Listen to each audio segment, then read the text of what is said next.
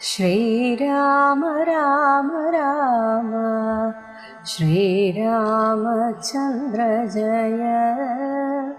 ശ്രീരാമ രാമ രാമ ശ്രീരാമഭദ്ര ജയ. ശ്രീരാമ രാമ രാമ സീതാഭിരമ രവ. ശ്രീരാമ രാമ രാമ ലോകാഭിരാമ ജയ. അംഗദാദികളുടെ സംശയം. മർക്കട സഞ്ചയം ദേവിയെ ആരാഞ്ഞു വൃക്ഷഷണ്ടേഷു വസിക്കും ദശാന്തരേ. എത്ര ദിവസം കഴിഞ്ഞിതെന്നും ധരാപുത്രിയെ എങ്ങുമേ കണ്ടുകിട്ടായയും. ചിന്തിച്ചു ഖേദിച്ചു താരാസുതൻ നിജബന്ധുക്കളായുള്ളവരോടു ചൊല്ലിനാൻ. പാതാളമുൾപ്പുക്കുഴന്നു നടന്നു നാമേതുമറിഞ്ഞീല വാസരം പോയതും. മാസമതീതമായി വന്നിതു നിർണയം ഭൂസുതയെ കണ്ടറിഞ്ഞതുമില്ല നാം. രാജനിയോഗമനുഷ്ഠിയാതെ വൃഥാ രാജധാനിക്കു നാം ചെല്ലുകിലന്നുതാൻ. നിഗ്രഹിച്ചിടുമതിനില്ല സംശയം. സുഗ്രീവശാസനം നിഷ്ഫലമായി വര. പിന്നെ വിശേഷിച്ചു ശത്രുതനയനാമെന്നെ വധിക്കുമതിനില്ലൊരന്തരം. എന്നിലവൻ ഒരു സമ്മതമെന്തുള്ളതെന്നെ രക്ഷിച്ചതു രാമൻ തിരുവടി. രാമകാര്യത്തെയും സാധിയാതെ ചെൽകിൽ മാമക ജീവനം രക്ഷിക്കയില്ലവൻ. മാതാവിനോടു സമാനയാകും നിജഭ്രാതാവു തന്നുടെ ഭാര്യയെ നിസ്ത്രപം പ്രാപിച്ചു വാഴുന്ന വാനരപുങ്കവൻ പാപി ദുരാത്മാവിനെന്തരുതാത്തതും. തത്പാർശ്വദേശേ ഗമിക്കുന്നതില്ല ഞാനിപ്പോളിവിടെ മരിക്കുന്നതേയുള്ളൂ. വല്ല പ്രകാരവും നിങ്ങൾ പോയിക്കൊള്ളുകെന്ന് ചൊല്ലിക്കരയുന്ന നേരം കപികളും തുല്യ ദുഃഖേന ബാഷ്പം തുടച്ചൻപോടു ചൊല്ലിനാർ മിത്രഭാവത്തോടും സത്വരം. ദുഃഖിക്കരുതൊരു ജാതിയുമിങ്ങനെ രക്ഷിപ്പതിനുണ്ടു ഞങ്ങളറിക നീ. ഇന്നു നാം പോന്ന ഗുഹയിലകം പൊക്കു നന്നായി സുഖിച്ചു വസിക്കാം വയം ചിരം. സർവസൗഭാഗ്യ സമന്വിതമായൊരു ദിവ്യപുരമതു ദേവലോകോപമം. ആരാലുമില്ലൊരു നാളും ഭയം സഖേ താരയാ പോകനാ വൈകരുതേതുമേ. അംഗദൻ തന്നോടി വണ്ണം കപികുല പുങ്കവന്മാർ പറയുന്നതു കേൾക്കയാൽ.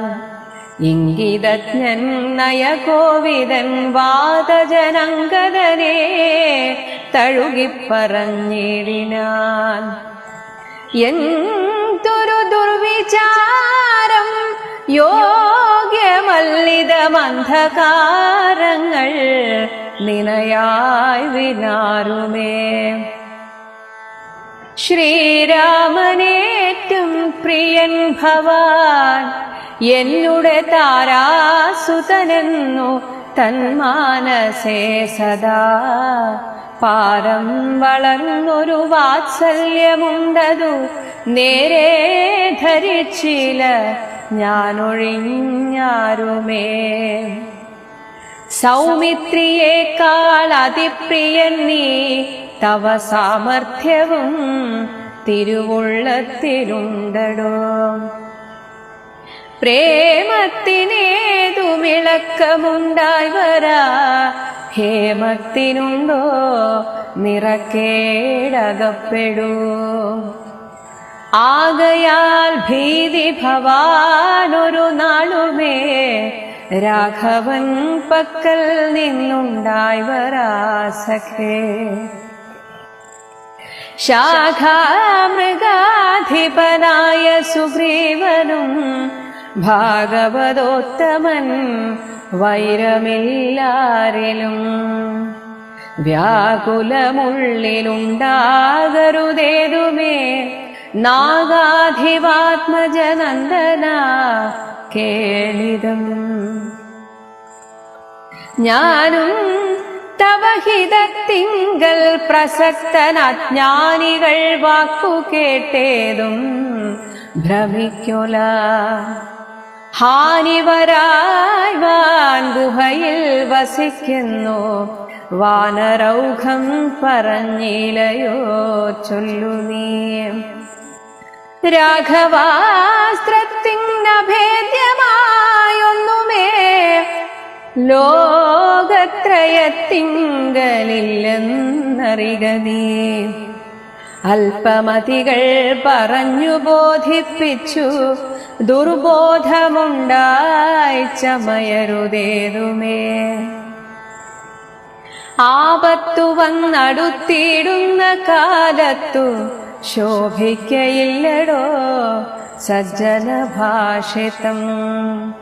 ദുർജനത്തെ കുറിച്ചുള്ള വിശ്വാസവും സജ്ജനത്തോടു വിപരീത ഭാവവും ദേവദ്വിജകുലധർമ്മവിദ്വേഷവും പൂർവബന്ധുക്കളിൽ വച്ചൊരു വൈരവും വർദ്ധിച്ചു വർദ്ധിച്ചു വംശനാശത്തിനു കർത്തൃത്വവും തനിക്കായി വന്നു കൂടുമേ.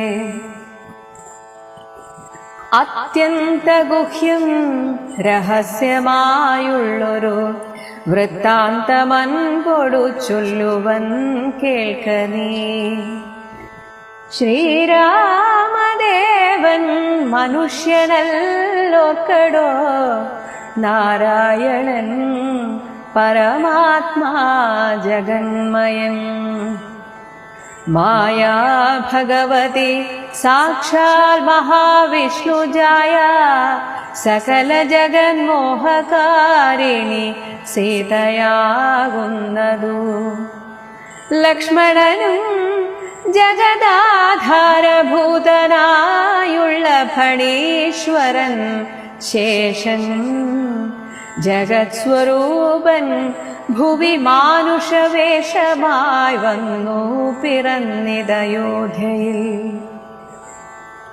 രക്ഷോഗണത്തെയൊടുക്കി ജഗത്രയ രക്ഷ വരുത്തുവാൻ പണ്ടു വിരിഞ്ചനാൽ പ്രാർത്ഥിതനാകയാൽ പാർത്ഥിവപുത്രനായി മാർത്താണ്ഡഗോത്രത്തിലാർത്തപരായണൻ.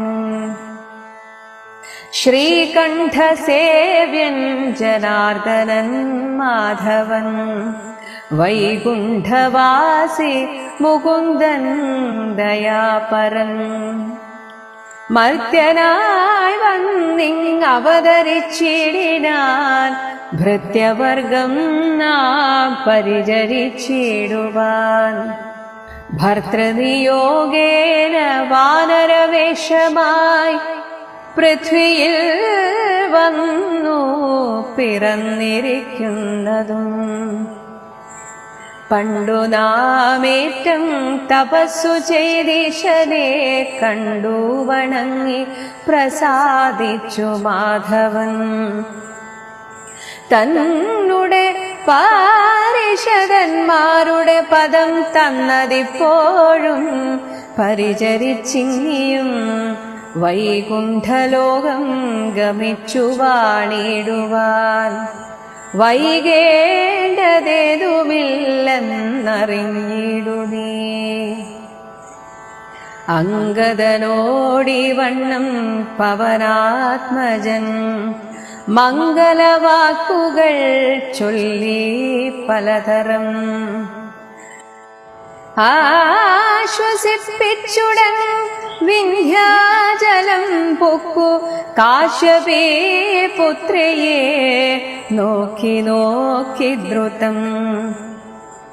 ദക്ഷിണവാരിധി തീരം മനോഹരം പൊക്കു മഹേന്ദ്രാജലേന്ദ്രപദം മുദാ. ദുസ്തരമേറ്റമഗാധം ഭയങ്കരം ദുഷ്പ്രാപമാലോക്യമർക്കടസഞ്ചയം. വൃദ്ധാരിപുത്രാത്മജാതികളൊക്കെയും ത്രസ്തരായ ത്യാകുലം പൂണ്ടിരുന്നുടൻ. ചിന്തിച്ചു ചിന്തിച്ചു മന്ത്രിച്ചിതന്യോന്യമെന്തിനി ചെയ്വതു സന്തതമൂർക്കതാം. ഗഹ്വരം പൊക്കു പരിഭ്രമിച്ചെത്രയും വിഹ്വലന്മാരായി കഴിഞ്ഞിതു മാസവും. തണ്ടാരിൽ മാതിരെ കണ്ടീല നാം ദശകണ്ഠനെയും കണ്ടുകിട്ടീല കുത്രചേ. സുഗ്രീവനും തീക്ഷ്ണദണ്ഡനത്രേ തുലോ നിഗ്രഹിച്ചിടുമവൻ നമ്മെ നിർണയം. ക്രുദ്ധനായുള്ള സുഗ്രീവൻ വധിക്കയിൽ നിത്യോപവാസേന മൃത്യു ഭവിപ്പതോ. മുക്തിക്ക് നല്ലു നമുക്കു പാർത്തോളമെന്നിത്തം നിരൂപിച്ചുറച്ചു കപികുലം. ദർഭ വിരിച്ചു കിടന്നിതെല്ലാവരും കൽപ്പിച്ചതിങ്ങനെ നമ്മയങ്ങോർത്തവർ. മർക്കടസഞ്ചയം ദേവിയെ അന്വേഷിച്ച് വൃക്ഷഷണ്ടേഷു വൃക്ഷങ്ങളുടെ കൂട്ടങ്ങളിൽ വസിക്കും ദശാന്തരെ. അങ്ങനെ ഒരു ദിവസം എത്ര ദിവസം കഴിഞ്ഞിതെന്നും എത്ര ദിവസം കഴിഞ്ഞു എന്ന് അവർക്ക് മനസ്സിലാകുന്നില്ല. ധരാപുത്രിയെ ഭൂമിപുത്രിയായ സീതയെ എങ്ങുമേ കണ്ടുകിട്ടായികയും ചിന്തിച്ച് ഖേദിച്ചു. താരാസുതൻ അംഗദൻ നിജബന്ധുക്കളായുള്ളവരോട് ചൊല്ലിനാൻ. പാതാളമുൾപ്പുക്കുഴന്നു നടന്നു നാം ഏതുമറിഞ്ഞീല വാസരം പോയതും. പാതാളം ഉൾപ്പുക്കു, അതായത് സ്വയംപ്രഭയുടെ ഗുഹയിൽ കുറച്ചു നാളിങ്ങനെ അലഞ്ഞു നടന്നിരുന്നു. അങ്ങനെ നാം ഏതുമറിഞ്ഞില്ല വാസരം, ദിവസങ്ങൾ കടന്നുപോയത്, എത്ര ദിവസമാണ് പോയത് എന്ന് അറിഞ്ഞില്ലല്ലോ. മാസം അതീതമായി വന്നിതു നിർണയം. തീർച്ചയായും സുഗ്രീവൻ പറഞ്ഞ അവധി കഴിഞ്ഞു എന്നാണ് എനിക്ക് തോന്നുന്നത്. ഭൂസുതയെ കണ്ടറിഞ്ഞതുമില്ല നാം. പക്ഷേ ഇതുവരെയായിട്ടും ദേവി എവിടെയാണെന്ന് കൃത്യമായ ഒരു വിവരം അറിയാൻ സാധിച്ചില്ല. രാജനിയോഗം അനുഷ്ഠിയാതെ വൃഥ. രാജാവിന്റെ നിയോഗം, സുഗ്രീവന്റെ ഈ ഒരു ശാസനം നമുക്ക് സാധിക്കാതെ വൃഥ രാജധാനിക്ക് നാം ചെല്ലുകിൽ അന്നു താൻ നിഗ്രഹിച്ചിടും, അതിനില്ല സംശയം. അന്ന് തന്നെ നമ്മെ വധിക്കുമെന്നതിന് യാതൊരു സംശയവും വേണ്ട. കാരണം സുഗ്രീവ ശാസനം നിഷ്ഫലമായി വരാ. പിന്നെ വിശേഷിച്ച് ശത്രുതനയനാം എന്നെ, ഇപ്പോഴും അംഗദന് സുഗ്രീവൻ തന്നെ അംഗീകരിച്ചു എന്ന് അത്ര ഉറപ്പില്ല. അതുകൊണ്ട് പറയുകയാണ്, ഞാൻ ഇപ്പോഴും ശത്രുതനയനായിട്ടായിരിക്കും സുഗ്രീവന്റെ മനസ്സിൽ. അതുകൊണ്ട് തന്നെ എന്നെ ആദ്യം കൊല്ലും. എന്നെ വധിക്കും, അതിനില്ലൊരന്തരം, അതിനൊരു സംശയവും വേണ്ട. എന്നിൽ അവനൊരു സമ്മതം എന്തുള്ളത്, എന്നെ രക്ഷിച്ചത് രാമൻ തിരുവടി. സുഗ്രീവൻ എനിക്ക് വേണ്ടി ഒന്നും ചെയ്തിട്ടില്ല. അത് ശ്രീരാമചന്ദ്രൻ പറഞ്ഞതുകൊണ്ട് മാത്രമാണ് സുഗ്രീവൻ എന്നെ ഇപ്പോൾ സംരക്ഷിക്കുന്നത് തന്നെ. യഥാർത്ഥത്തിൽ എന്നെ രക്ഷിച്ചത് ശ്രീരാമനാണ്. രാമകാര്യത്തെയും സാധിയാതെ ചെൽകിൽ, അതിൽ തന്നെ രാമന്റെ കാര്യത്തിനായിട്ടാണ് ഇപ്പോൾ നമ്മെ അയച്ചിരിക്കുന്നത്. അത് സാധിക്കാതെ ചെല്ലുകയാണെങ്കിൽ മാമക ജീവനം രക്ഷിക്കയില്ലവൻ, എന്റെ ജീവിതം അവൻ രക്ഷിക്കുകയില്ല, എന്റെ ജീവനെ രക്ഷിക്കുകയില്ല. മാതാവിനോട് സമാനയാകും നിജ ഭ്രാതാവ് തന്നുടെ ഭാര്യയെ. ഇപ്പോൾ എൻ്റെ അമ്മ എന്ന് പറയുന്നത് യഥാർത്ഥത്തിൽ സുഗ്രീവന് ജ്യേഷ്ഠത്തിയാണ്, അമ്മയ്ക്ക് തുല്യയാണ്. പക്ഷെ ഒരു ലജ്ജയും കൂടാതെ, നിസ്ത്രപം, ഒരു ലജ്ജയുമില്ലാതെ എൻ്റെ അമ്മയെയും പ്രാപിച്ചു വാഴുന്ന വാനരപുങ്കവൻ, പാപിയാണവൻ, ദുരാത്മാവിന് എന്തരുതാത്തതും. അപ്പോൾ സുഗ്രീവനോടും അംഗദനുള്ള ദേഷ്യമാണ് ഇവിടെ കാണിക്കുന്നത്. അപ്പോൾ ദുരാത്മാവാണ്, ഒന്നിനും മടിക്കാത്തവനാണ്, അതുകൊണ്ട് എന്നെ കൊല്ലുമെന്നതിന് യാതൊരു സംശയവും വേണ്ട. അതുകൊണ്ട് തത് പാർശ്വദേശേ ഗമിക്കുന്നതില്ല ഞാൻ ഒരു കാരണവശാലും അവന്റെ അടുത്തേക്ക്, സുഗ്രീവന്റെ അടുത്തേക്ക് ഞാൻ പോവുകയില്ല. ഞാൻ ഇപ്പോൾ ഇവിടെ മരിക്കുന്നതേ ഉള്ളൂ. ഞാൻ ഇവിടെ തന്നെ, ഇപ്പോൾ തന്നെ മരിക്കാൻ പോവുകയാണ്. വല്ല പ്രകാരവും നിങ്ങൾ പൊയ്ക്കൊള്ളുക, നിങ്ങളൊക്കെ പൊയ്ക്കോളൂ. നിങ്ങളോടൊരു പക്ഷേ ക്ഷമിച്ചു എന്ന് വരും, പക്ഷെ എന്നോട് ക്ഷമിക്കില്ല. അതുകൊണ്ട് ഞാൻ വരുന്നില്ല, നിങ്ങളൊക്കെ പൊയ്ക്കോളൂ എന്ന് ചൊല്ലിക്കരയുന്ന നേരം, അംഗദൻ ഇങ്ങനെയൊക്കെ പറഞ്ഞ് കരയുന്ന നേരം കപികളും, കുറച്ചു കപികൾ അംഗദൻ പറഞ്ഞതിന് ശരിവെച്ചിട്ട് പറഞ്ഞു. തുല്യ ദുഃഖേന ബാഷ്പം തുടച്ചൻപോട് ചൊല്ലിനാർ മിത്രഭാവത്തോടും സത്വരം. അവർക്കും ഇതേ ദുഃഖമുണ്ട്. അവർ ആരോടും പറയാതെ ഇങ്ങനെ ഇരിക്കുകയായിരുന്നു. അങ്ങനെ അംഗദന്റെ കണ്ണുനീരൊക്കെ തുടച്ച് മിത്രഭാവത്തോടെ അംഗദനോട് പറഞ്ഞു, ദുഃഖിക്കരുതൊരു ജാതിയും ഇങ്ങനെ, ഒരു കാരണവശാലും ഇങ്ങനെ ദുഃഖിക്കരുത്. രക്ഷിപ്പതിനുണ്ട് ഞങ്ങളറിക നിന്നെ ഞങ്ങൾ രക്ഷിക്കും. നമുക്കൊരു കാര്യം ചെയ്യാം, ഇന്ന് നാം പോന്ന ഗുഹയിലകം പൊക്കൂ. സ്വയംപ്രഭ വസിച്ചിരുന്ന ആ ഗുഹയിൽ ഇപ്പോൾ സ്വയംപ്രഭയും ഇല്ല.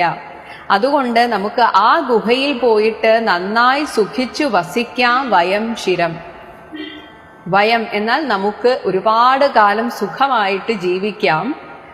സർവ സൗഭാഗ്യ സമന്വിതമായൊരു ദിവ്യപുരം, അത് ദേവലോകോപമം, സ്വർഗലോകത്തിന് തുല്യമായ ആ ഗുഹയിൽ നമുക്ക് താമസിക്കാം. ആരാലുമില്ലൊരു നാളും ഭയം സഖേ, ആരും നമ്മളെ അന്വേഷിച്ചു വരില്ല, ആർക്കും അവിടെ എത്താനും സാധിക്കില്ല. അതുകൊണ്ട് താരേയ അംഗദ പോക നാം വൈകരുതേതുമേ, നമുക്ക് പോകാം എന്ന് അംഗദനോട് പറയുകയാണ്. അംഗദൻ തന്നോട് ഈ വണ്ണം കപികുല പുങ്കവന്മാർ പറയുന്നത് കേൾക്കയാൽ, ഇങ്ങനെയൊരു മഠയത്തരം പറയുന്നത് കേട്ടിട്ട് ഇംഗിതജ്ഞൻ, അംഗദന്റെ മനസ്സിന്റെ ഇംഗിതം, മനോഗതം മനസ്സിലാക്കിയ നയകൂപിതൻ, ഏത് കാര്യത്തെയും നയപരമായി കൈകാര്യം ചെയ്യാൻ അറിയുന്ന വാതജൻ ഹനുമാൻ അംഗദനെ തഴുകിപ്പറഞ്ഞിടിനാൻ. അങ്ങനെ അംഗദനെ സമാധാനിപ്പിച്ചുകൊണ്ട് ഇപ്രകാരം പറഞ്ഞു, എന്തൊരു ദുർവിചാരം, എന്തിനാണ് ഇങ്ങനെ തെറ്റായ രീതിയിൽ ദുർവിചാരം, എന്തിനാണ്? യോഗ്യമല്ലിതം, ഇത് നല്ലതിനല്ല. അന്ധകാരങ്ങൾ നിനയായ്വിനാരുമേ, മനസ്സ് അന്ധകാരത്തിലാക്കുന്ന രീതിയിൽ സ്വയം ചിന്തിച്ചങ്ങനെ കാട് കയറരുത്. ശ്രീരാമൻ ഏറ്റവും പ്രിയൻ ഭവാൻ, ഭഗവാന് പ്രിയപ്പെട്ടവനാണ് അങ്ങ്. അത് ഒരുപക്ഷെ അങ്ങേക്ക് അത് മനസ്സിലായിട്ടുണ്ടോ എന്നറിയില്ല. എന്നുടെ താരാസുതനെന്ന് തൻ മാനസെ, എൻ്റെ ഭക്തയായ താരയുടെ മകൻ എന്ന് ശ്രീരാമചന്ദ്രന്റെ മനസ്സിൽ സദാ പാരം വളർന്നൊരു വാത്സല്യമുണ്ട്. ഇങ്ങനെ ഒരു വാത്സല്യം നിന്നോട് ഭഗവാനുണ്ട്. അത് നേരെ ധരിച്ചില്ല ഞാൻ ഒഴിഞ്ഞാരുമേ, എനിക്ക് മാത്രമേ അത് മനസ്സിലായിട്ടുള്ളൂ, എന്നോട് പറഞ്ഞിട്ടുണ്ടത്. അതുകൊണ്ട് ആ കാര്യം ഞാനല്ലാതെ വേറെ ആർക്കും മനസ്സിലായിട്ടില്ല, ആർക്കും അറിയില്ല. മാത്രമല്ല സൗമിത്രിയേക്കാൾ അതിപ്രിയൻ നീ, നിന്നെ സൗമിത്രിയേക്കാളും ഇഷ്ടമാണ് ഭഗവാന്. തവ സാമർഥ്യവും, നിനക്ക് എത്രത്തോളം സാമർഥ്യമുണ്ട് എന്ന് തിരുവുള്ളത്തിലുണ്ടടോ. ഭഗവാന് നന്നായിട്ടറിയാം. പ്രേമത്തിനേതു വിളക്കമുണ്ടായി വരാ, നിന്നോടുള്ള ഇഷ്ടത്തിന് ഇനി ഒരു പക്ഷേ നിനക്ക് ഇത് സാധിക്കാതെ പോയാൽ പോലും ഭഗവാന് നിന്നോടുള്ള ഇഷ്ടത്തിന് ഒരു കുറവും സംഭവിക്കില്ല. കാരണം യഥാർത്ഥ പ്രേമം എന്നത് സ്വർണം പോലെയാണ്. ഹേമത്തിനുണ്ടോ സ്വർണത്തിനുണ്ടോ നിറക്കേടകപ്പെടൂ, അതൊരിക്കലും തിളക്കം നഷ്ടപ്പെടില്ല. ഇടക്ക് ചിലപ്പോൾ ചളി പറ്റി എന്നൊക്കെ വരും, പക്ഷെ അതൊന്ന് തുടച്ചാൽ പോകും. സ്വർണത്തിന്റെ മാറ്റ് ഒരിക്കലും കുറയുകയില്ല. അതുപോലെയാണ് നിസ്വാർത്ഥമായ സ്നേഹവും.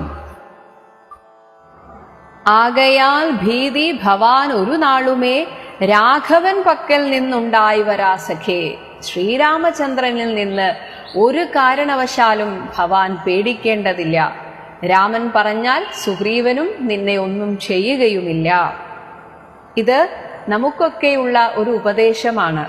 ഈശ്വരവിശ്വാസികളായിട്ടുള്ള ഭഗവാനോട് അത്രയും അടുത്ത ആളുകൾക്ക് പോലും നമ്മെ ഈ ലോകത്തിൽ നിന്ന്, നമുക്ക് ഏറ്റവും വേണ്ടപ്പെട്ട ആരെങ്കിലും നമ്മെ വേണ്ട വിധത്തിൽ പരിഗണിക്കുന്നില്ല എന്ന് കാണുമ്പോൾ, അല്ലെങ്കിൽ അവർ നമ്മെ ഉപദ്രവിക്കും, അവർ നമുക്കെതിരാകും എന്നൊക്കെ ചിന്തിക്കുമ്പോൾ തന്നെ പലർക്കും മരിച്ചാൽ മതി എന്നൊക്കെ തോന്നാറുണ്ട്. അവരെന്നെ മനസ്സിലാക്കാതെ എന്തിനാ ഞാൻ ജീവിക്കുന്നത് എന്നൊക്കെ തോന്നാറുണ്ട്. അങ്ങനെ ഒരു നിരാശ വരുമ്പോൾ നമ്മൾ ഓർക്കണം, എന്നെ ആർക്ക് വേണ്ടെങ്കിൽ എന്താണ്, ഭഗവാൻ എന്നെ വേണം. ഞാൻ ഭഗവാൻ അത്രയും പ്രിയപ്പെട്ടതാണ്. എന്താണ് അതിൻ്റെ തെളിവ്? കാരണം നിങ്ങളൊരു ഈശ്വര വിശ്വാസിയാണ്. ഇനി അതിലും ഉയർന്ന തലത്തിൽ ഭക്തനാണെങ്കിൽ ഭഗവാൻ അത്രയും പ്രിയപ്പെട്ടവരാണ് എന്നർത്ഥം. മാത്രമല്ല, ഈ ലോകത്തിൽ നിന്ന് നമുക്ക് വരുന്ന അവഗണന പോലും അത് ഭഗവാന്റെ അനുഗ്രഹമായി കാണണം. കാരണം ഈ ലോകത്തിലുള്ളവരെ മനസ്സിലാക്കാൻ ഭഗവാനായിട്ട് തരുന്ന ഒരു അവസരമാണത്. അങ്ങനെ ഭഗവാനിലേക്ക് നമ്മെ അടുപ്പിക്കാൻ, അതിനായിട്ടാണ് ഇത്തരം അവഗണനകൾ എന്ന് മനസ്സിലാക്കി ഭഗവാന് ഞാൻ അത്രയും പ്രിയപ്പെട്ടതാണ് എന്ന് ചിന്തിക്കണം. എന്നിലൂടെ ഈ ലോകത്തിൽ എന്തൊക്കെയോ സാധിക്കാനുണ്ട് ഭഗവാന്, അതിനായിട്ടാണ് എനിക്ക് ഈ ജന്മം തന്നത്. അതെന്താണെന്നറിയാൻ ഭഗവാനോട് കൂടുതൽ അടുക്കുക. അല്ലാതെ ഒരിക്കലും നിരാശപ്പെടരുത്. ഈ ലോകത്തിലുള്ളവരുടെ പരിഗണന അല്ല നമുക്ക് വേണ്ടത്, ഭഗവാന്റെ പരിഗണനയാണ്. അതെപ്പോഴും ഓർത്താൽ മതി. അപ്പോൾ ഒരിക്കലും നിരാശപ്പെടില്ല. അതാണ് ഇവിടെ ഹനുമാൻ അംഗദനോട് പറയുന്നത്. ആർക്ക് വേണ്ടെങ്കിൽ എന്താണ്, ഭഗവാന് നിന്നെ അത്രയും ഇഷ്ടമാണ്. ഇനി പറയുന്നു, സുഗ്രീവനെ തെറ്റിദ്ധരിക്കേണ്ട. കാരണം ശാഖാമൃഗാധിപനായ സുഗ്രീവനും ഭാഗവതോത്തമൻ. സുഗ്രീവൻ ഭഗവാനിൽ അത്രയും ഭക്തിയുള്ളവനാണ്. അങ്ങനെയുള്ള സുഗ്രീവന് ഒരിക്കലും ആരോടും ദേഷ്യം വരില്ല. യഥാർത്ഥ ഭക്തന് ആരോടും വൈരമുണ്ടാവുകയില്ല. അതാണ് ഭാഗവതോത്തമനാണ്, വൈരമില്ലാരിലും. അതുകൊണ്ട് വ്യാകുലമുള്ളിലുണ്ടാകരുതേതുമേ നാഗാധിപാത്മജനന്ദന. നാഗാധിപൻ, നാഗം സ്വർഗം, സ്വർഗത്തിന്റെ അധിപൻ ഇന്ദ്രൻ, ഇന്ദ്രന്റെ ആത്മജൻ ബാലി, ബാലിയുടെ നന്ദനൻ അംഗദൻ. കേളിതം, ഇത് കേൾക്കുക. ഞാനും തവ ഹിതത്തിങ്കൽ പ്രസക്തൻ. ഞാൻ അങ്ങയുടെ ഹിതത്തിനായിട്ടാണ് പറയുന്നത്. നേരത്തെ കവികൾ പറഞ്ഞത് എന്താണ്? പ്രിയമായ വാക്കുകളാണ്. ഉത്തരവാദിത്വത്തിൽ നിന്ന് ഒളിച്ചോടാൻ വളരെ എളുപ്പമാണ്. അങ്ങനെ നിങ്ങളെ ഉപദേശിക്കുന്നുണ്ടെങ്കിൽ അവർ നിങ്ങളുടെ പ്രിയത്തെയാണ് ആഗ്രഹിക്കുന്നത്. പക്ഷെ ആ പ്രിയം തൽക്കാലത്തേക്കൊരു സുഖം തരുമായിരിക്കും, ഒരിക്കലും മനസ്സിന് ആത്യന്തികമായ സുഖം തരികയില്ല. നമ്മെ ഏൽപ്പിച്ച ഉത്തരവാദിത്വം വളരെ ഭംഗിയായിട്ട് എന്ത് തടസ്സമുണ്ടെങ്കിലും ചെയ്തു കഴിഞ്ഞാലാണ് ഒരു കൃതകൃത്യത നമുക്കുണ്ടാവുക, ഒരു നിറവ്. അതില്ലാത്തിടത്തോളം മനസ്സിന് എപ്പോഴും ഒരു കുറ്റബോധം ഉണ്ടാകും. അതുകൊണ്ട് പ്രിയമായിട്ട് ആരെങ്കിലും എന്തെങ്കിലും ഉപദേശിച്ചാൽ അതല്ല ചെയ്യേണ്ടത്. അതാണ് ഹനുമാൻ പറഞ്ഞത്, ഞാനിപ്പോൾ നിന്റെ ഹിതത്തിനായിട്ട് പറയുകയാണ്, നിന്റെ നന്മയ്ക്ക് വേണ്ടി പറയുകയാണ്. അജ്ഞാനികൾ വാക്ക് കേട്ടേതും ഭ്രമിക്കൊല. നിന്നോട് ഇപ്പോൾ ഈ പറഞ്ഞ കവികൾ അവർ അജ്ഞാനികളാണ്. അവർ നിന്റെ സങ്കടം കണ്ട് കൂടെ നിന്നെ ആശ്വസിപ്പിക്കാൻ പറഞ്ഞു. പക്ഷേ അതൊരിക്കലും നല്ല വഴിയല്ല. ഹാനി വരായ്വാൻ ഗുഹയിൽ വസിക്കുന്ന, ആപത്തില്ലാതിരിക്കാൻ നമുക്ക് ഗുഹയിൽ പോയി വസിക്കാമെന്ന് വാനരൗഖം പറഞ്ഞില്ലയോ? ആ വാനരക്കൂട്ടങ്ങൾ ഇപ്പോൾ പറഞ്ഞില്ലേ? പക്ഷേ നീ ഒന്ന് ഓർക്കുക, ചൊല്ലു നീ, രാഘവാസ്ത്രത്തിന് അഭേദ്യമായൊന്നുമേ ലോകത്രയത്തിങ്കലില്ലെന്നറിയ നീ എന്താണ് വിചാരിച്ചത്? അവിടെ ഗുഹയിൽ പോയി ഒളിച്ചാൽ ഒരുപക്ഷെ സുഗ്രീവന് നിന്നെ കണ്ടെത്താൻ സാധിക്കില്ലായിരിക്കാം ചിലപ്പോൾ. പക്ഷേ ശ്രീരാമചന്ദ്രനെ കുറിച്ച് ഓർത്തില്ലേ നീ? രാഘവാസ്ത്രത്തിന് എത്താൻ കഴിയാത്ത ഏത് സ്ഥലമാണ് ലോകത്രയത്തിലുള്ളത്? അതുകൊണ്ട് അവിടെ പോയി ഒളിച്ചാലും എന്തിനാണ്? വേണ്ടാത്ത ഓരോ വയ്യാവേലി അത് വിളിച്ചു വരുത്തുന്നത് പോലെയാണ്. അല്പമതികൾ പറഞ്ഞു ബോധിപ്പിച്ചു. അല്പബുദ്ധികളായ ആ വാനരന്മാർ നിന്നെ ഇപ്പോൾ പറഞ്ഞു മോഹിപ്പിച്ചത്, അത് കേട്ട് ദുർബോധമുണ്ടായി ചമയരുതേതുമേ. ഒരിക്കലും നീ അങ്ങനെ ആവരുത്, നിന്റെ ചിന്ത അങ്ങനെ പോകരുത്. ആപത്ത് വന്നടുത്തിയിടുന്ന കാലത്ത് ശോഭിക്കയില്ലടോ സജ്ജന ഭാഷിതം. പൊതുവെ അങ്ങനെയാണ്. നമുക്ക് ആപത്ത് വരുമ്പോൾ പൊതുവെ സജ്ജനങ്ങൾ നമ്മെ ഉപദേശിക്കുമ്പോൾ അവർ പറയുന്ന കാര്യങ്ങൾ നമുക്കൊരിക്കലും പ്രായോഗികമാണെന്ന് തോന്നുകയില്ല. പെട്ടെന്ന് ആലോചിക്കുമ്പോൾ ഇതൊന്നും നടക്കില്ല, എനിക്ക് ഈ ലോകത്ത് നിന്ന് പോയാൽ മതി എന്ന രീതിയിൽ അപ്പോഴും നമ്മുടെ മനസ്സിൽ നെഗറ്റീവായിട്ടുള്ള ചിന്തകളെ വരുള്ളൂ. അതാണ് പറയുന്നത്, ആപദ്ഘട്ടത്തിൽ ഒരിക്കലും സജ്ജനഭാഷിതം ശോഭിക്കയില്ല. കാരണം ആ സമയത്ത് നമ്മുടെ ബുദ്ധിയെ തലതിരിഞ്ഞിരിക്കും. വിനാശകാലേ വിപരീത ബുദ്ധി. ആ സമയത്ത് ആരുപദേശിച്ചാലും നമുക്കൊന്നും തലയിൽ കയറുകയില്ല. ആ സമയത്താണ് ഇത്തരത്തിലുള്ള അല്പമതികൾ എന്തെങ്കിലും പറയുമ്പോൾ അതാണ് ശരി എന്ന് തോന്നുന്നത്. അപ്പോൾ ദുർജനത്തെ കുറിച്ചുള്ള വിശ്വാസവും സജ്ജനത്തോട് വിപരീത ഭാവവും, വിനാശകാലം വരുന്ന സമയത്ത് നമുക്ക് ദുർജനങ്ങളോടുള്ള ഒരു വിശ്വാസം കൂടും. അതങ്ങനെയാണ്. അപ്പോൾ എന്നിട്ട് നമ്മെ നല്ലതുപദേശിക്കുന്ന സജ്ജനത്തോട് വിപരീത ഭാവവും, അവരെ എതിർക്കാനാണ് നമ്മൾ ശ്രമിക്കുക. അങ്ങനെ ദേവ ദ്വിജ കുല ധർമ്മവിദ്വേഷവും, ദേവന്മാരെ അതായത് ഈശ്വര വിശ്വാസം പോലും ചിലപ്പോൾ ആ സമയത്ത് കുറഞ്ഞു പോകും. ദ്വിജന്മാർ ബ്രാഹ്മണന്മാരെ, കുലധർമ്മം, ഇതിനോടൊക്കെ ഒരു വിദ്വേഷം വരും. ആരുമില്ല എനിക്ക്, ആരും എന്നെ സഹായിക്കാനില്ല, ഇങ്ങനെയൊക്കെ ഒരു നെഗറ്റീവ് ചിന്താഗതി വരും. പൂർവ ബന്ധുക്കളിൽ വെച്ചൊരു വൈരവും, നമ്മുടെ ബന്ധുക്കളായുള്ളവരോടൊക്കെ ഒരു ദേഷ്യഭാവമായിരിക്കും ഉണ്ടാവുക. അങ്ങനെ അത് വർദ്ധിച്ച് വംശനാശത്തിന് കർത്തൃത്വവും തനിക്കായി വന്നുകൂടുമേ. അങ്ങനെ ആകുമ്പോഴെന്താണ്? നാശത്തിൽ നിന്ന് നാശത്തിലേക്കാണ് പോവുക. അങ്ങനെ പോയാൽ അതിൻ്റെ ഉത്തരവാദി അവനവൻ തന്നെയാണ്. അതാണ് കർത്തൃത്വവും തനിക്കായി വന്നുകൂടുമേ. ഇനി അംഗദനിൽ ആത്മവിശ്വാസം വർദ്ധിപ്പിക്കാനായിട്ട് വീണ്ടും ചില രഹസ്യങ്ങൾ പറഞ്ഞു കൊടുക്കുകയാണ്. അത്യന്ത ഗുഹ്യം രഹസ്യമായുള്ളൊരു വൃത്താന്തം അൻപോട് ചൊല്ലുവൻ കേൾക്ക നീ. നിന്നോടുള്ള ഇഷ്ടം കൊണ്ട് ഞാൻ പറയുകയാണ്. ശ്രീരാമദേവൻ മനുഷ്യനല്ലോർക്കടോ, നാരായണൻ പരമാത്മാ ജഗന്മയൻ, മായാ ഭഗവതി സാക്ഷാൽ മഹാവിഷ്ണു ജായ സകല ജഗൻ മോഹകാരിണി സീതയാകുന്നത്. സീതാദേവി എന്നത് ഈ മായ പ്രകൃതി തന്നെയാണ്. ഭഗവാൻ സാക്ഷാൽ നാരായണനാണ്. ലക്ഷ്മണനും ജഗദാധാരഭൂതനായുള്ള ഈ ജഗത്തിനെ തന്നെ നിലനിർത്തുന്ന ഫണീശ്വരൻ അനന്തനാണ്.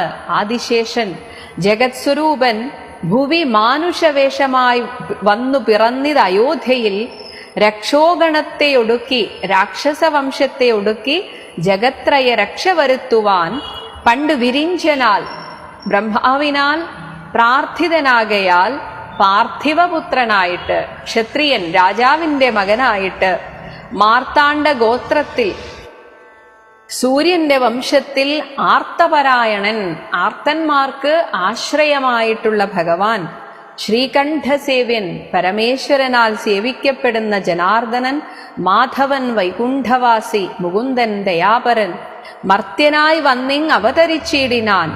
നമ്മളാകട്ടെ ഭൃത്യവർഗം നാം പരിചരിച്ചിടുവാൻ ഭർത്തൃനിയോഗേന, ആ ഭഗവാന്റെ തന്നെ നിയോഗത്താൽ വാനരവേഷമായി പൃഥ്വിയിൽ വന്ന് പിറന്നിരിക്കുന്നതും, ഭഗവാനെ സേവിക്കാൻ ഭഗവാന്റെ തന്നെ നിയോഗത്താൽ വന്നിരിക്കുന്നവരാണ്, ഭൂമിയിൽ വന്നവരാണ് നമ്മൾ.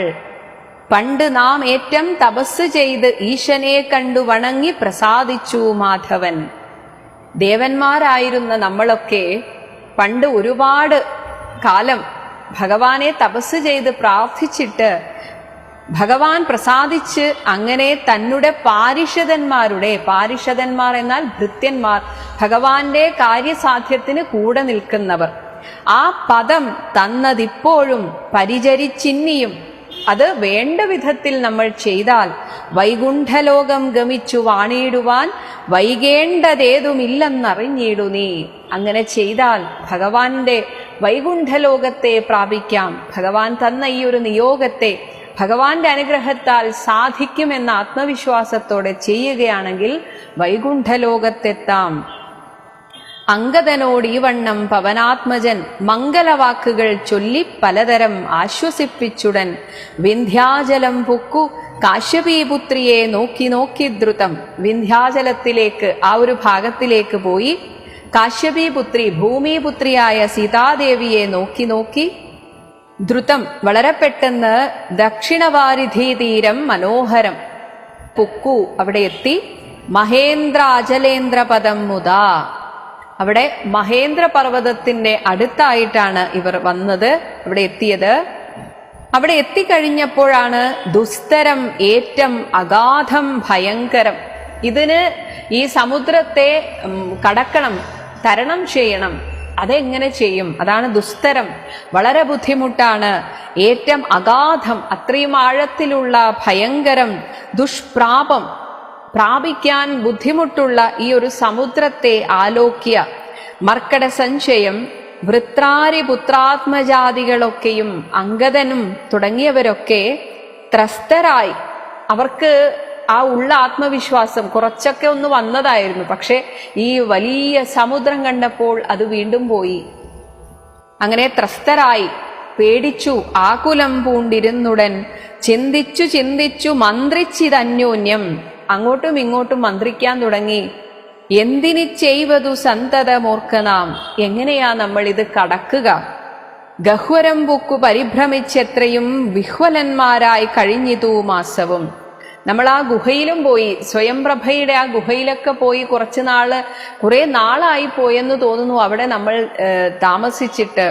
ഇപ്പോഴിതാ കഴിഞ്ഞിതു മാസവും, 30 ദിവസമാണ് പറഞ്ഞത്, അതൊക്കെ കഴിഞ്ഞിരിക്കുന്നു. തണ്ടാരിൽ മാതിനെ കണ്ടീല നാം, സീതയെ കണ്ടില്ല ഇതുവരെ. ദശകണ്ഠനെയും കണ്ടുകിട്ടിയില്ല കുത്രച്ചിത്, ഒരിടത്തും രാവണനെയും കണ്ടില്ല. സുഗ്രീവനും തീക്ഷ്ണദണ്ഡനത്രേ തുലോം, സുഗ്രീവനാകട്ടെ പറഞ്ഞാൽ പറഞ്ഞത് ചെയ്യുന്നവനാണ്.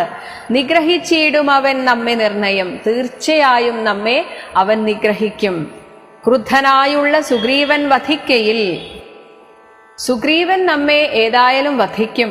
അതിലും നല്ലത് നിത്യോപവാസേന മൃത്യു ഭവിപ്പത്, നിത്യം ഉപവസിച്ചുകൊണ്ട് മൃത്യു വരികയാണെങ്കിൽ അത് മുക്തിക്ക് നല്ലൂ.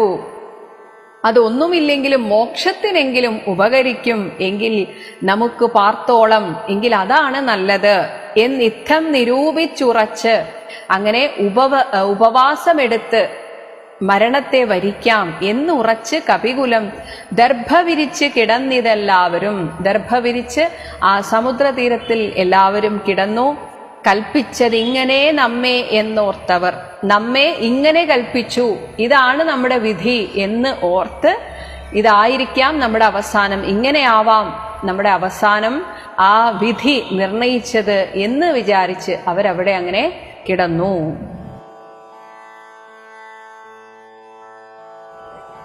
ഓം ശ്രീരാമചന്ദ്ര